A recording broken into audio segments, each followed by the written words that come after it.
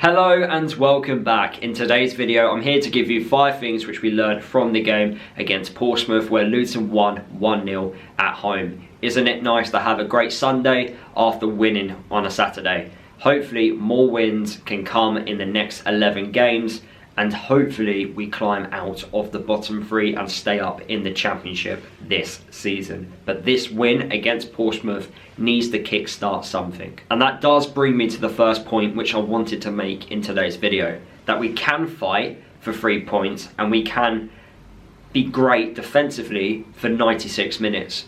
In the past, we haven't been able to do that. In the game against Watford, we didn't show any fight. We got walked over quite easily and we didn't defend well. In fact, we haven't defended well. We've only done it in spells.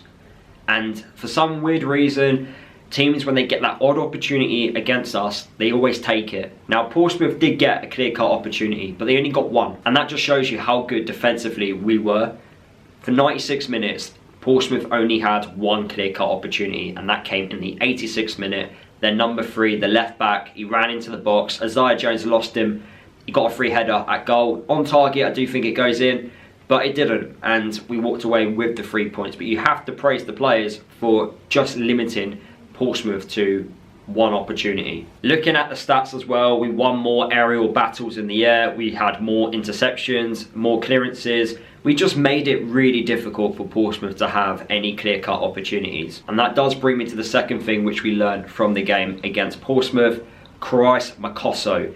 What a fantastic start in a Luton top. Now, I don't want to get too carried away, but it does look like we have found a gem. What a start he has had. He won 100% of his tackles, he made 5 clearances, no one dribbled past him. According to the stats, he only lost 1 aerial battle, but he showed great energy throughout the 96 minutes. I love the fact he was celebrating defending.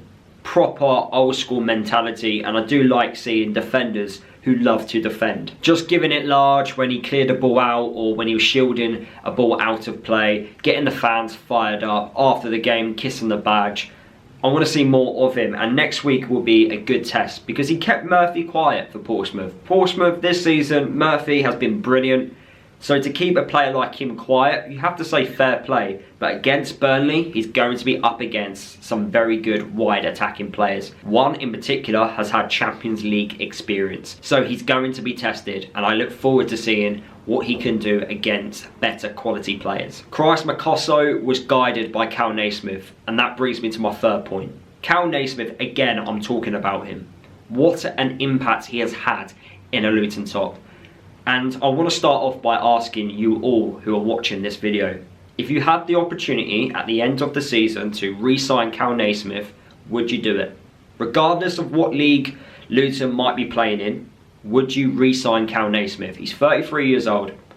You know what I would do? I would give him a contract. I'll give him a 1-year contract. However, there would be an extension in it. And I would say to KAL NAISMITH, if you hit a certain amount of appearances in that first year, you get extended by another 12 months. That's what I would personally do. Considering his age, that does come into play, and considering the future of the football club, we probably want to play more younger players. But what KAL NAISMITH has done, he has brought leadership at the back, and it has been absolutely vital. Defensively, we are so much better with KAL NAISMITH in the starting 11. The organisation skills with guiding Makosso through the game, with Bell, with the goalkeeper as well, his presence in that defence, I think, has a massive impact. I do like the fact that he is calm under pressure, especially in those tight spaces. He wins so many battles as well, and hopefully his form just continues. If we're going to stay up this season, it will be because of him. Remember, in the year we stayed up under Nathan Jones, that first year back in the Championship, we signed Carter Vickers on loan. This could be the lone player that saves us this season. Enough talking about the defenders, let's talk about a man who was responsible for the goal against Portsmouth. Jordan Clark came back into the starting 11.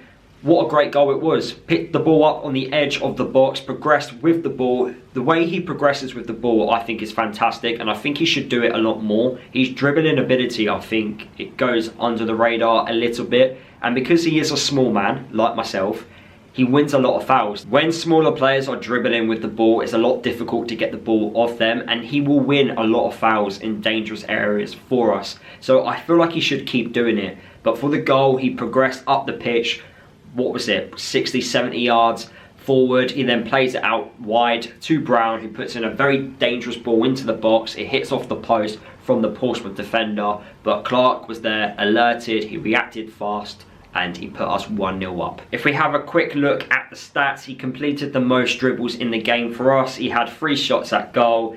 Also, his defensive work, for a small lad, I know I keep going on about his height, but he won 100% of his aerial battles.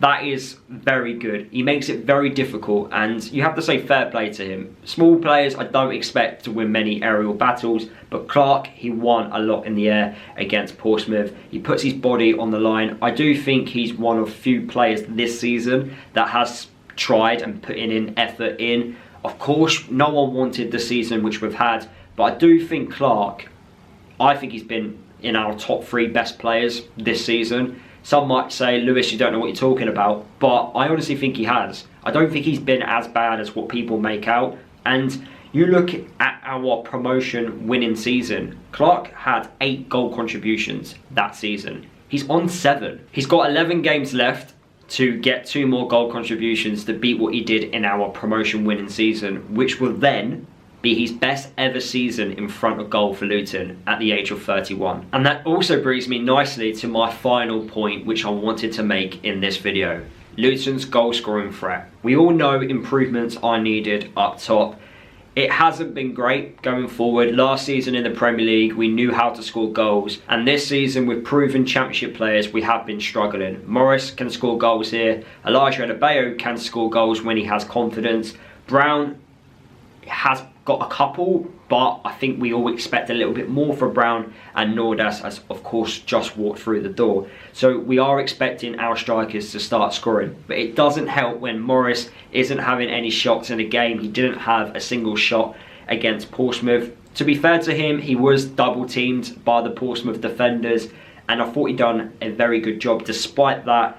But for him not to have a shot at goal, we need to do a bit better there. We need our strikers to have shots at goal. And we also need our wide players in Isaiah Jones and Alfie Doughty to create opportunities.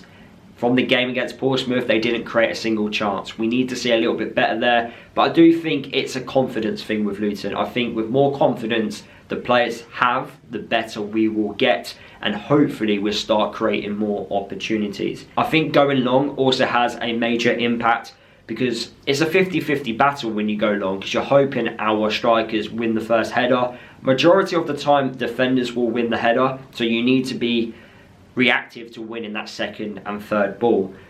But we also need to give our creative players opportunities to create those opportunities. So Asgard, for example, we need to find a way for him not to go missing in games, because in the last couple of games in particular, he has gone missing. I don't think that's due to him. I feel like going long, he isn't the type of player that's going to win the second and third battle. We might want him to do that, but he wants to receive the ball to feet and then be able to be really creative minded and figure out a way to break through a defence. But because we're not getting him on the ball as much, because we're going long, he's unable to have an impact in a game. But I do think going forward it will get better. Since Matt Bloomfield has come to the football club, we are entering the final third a lot more, and we are making more passes into the final third. So that is getting better gradually, but of course we want to see that turn into goals. So that is the end of today's video. Hopefully you did enjoy listening to the 5 things which I believe we learned from the game against Portsmouth. Please drop a like on today's video. I just want to say as well, on Tuesday I am going to be live streaming again. A watch along between Hull City and Plymouth will be happening on Tuesday, so make sure if you are around and you want to watch the game with me, feel free to do so on Tuesday evening, and also ask me any questions you may have throughout the live stream. Comment below what you learned from the game against Portsmouth. Subscribe to my channel if you are new as well. There is a link in the description if you want to follow me across all my social media. And also if you would like to become a member, the link is also in the description. You get perks if you do. And yeah, I'll see you guys in tomorrow's video where I will discuss how many points I think Luton can get in the next 5 games.